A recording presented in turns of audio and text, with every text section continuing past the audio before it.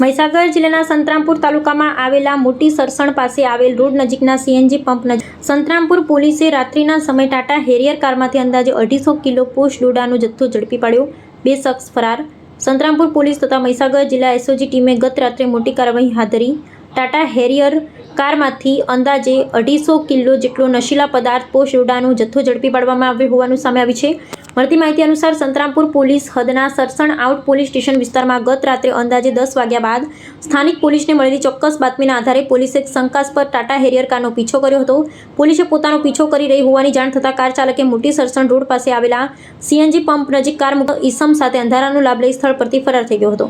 બાદમાં સંતરામપુર પોલીસ મહીસાગર જિલ્લા એસઓજીની ટીમે સ્થળ પર પહોંચી કારની તપાસ હાથ ધરી. તપાસ દરમિયાન આ કારમાંથી પોષ ડોડા ભરેલ કુલ 13 થેલા મળી આવ્યા. પોલીસની પ્રાથમિક અંદાજા મુજબ જપ્ત કરાયેલ જથ્થો અંદાજે 250 કિલો જેટલો હોવાનું જાણવા મળ્યું. આ ઉપરાંત કારમાંથી અલગ અલગ નંબર ધરાવતી અંદાજે 7 થી 9 જેટલી નંબર પ્લેટો પણ મળી આવી, જેમાં પોલીસ અને લોકો ચોંકી ઉઠ્યા. જેના પરથી પ્રાથમિક દ્રષ્ટિએ પોસ્ટ ડોડાની હેરાફેરીમાં સંકળાયેલા શખ્સો બોગસ નંબર પ્લેટનો ઉપયોગ કરી અસામાજિક પ્રવૃત્તિ આચરતા હોવાની શક્યતા વ્યક્ત કરવામાં આવી રહી છે. પોલીસે જપ્ત કરાયેલ મુદ્દામાલ સંતરામપુર પોલીસ સ્ટેશન લાવી વધુ તપાસ હાથ ધરી તેમજ ફરાર થયેલા આરોપીઓને ઝડપી પાડવા માટે તપાસના ચક્રો ગતિમાન કરવામાં આવ્યા હોવાનું જાણવા મળ્યું છે.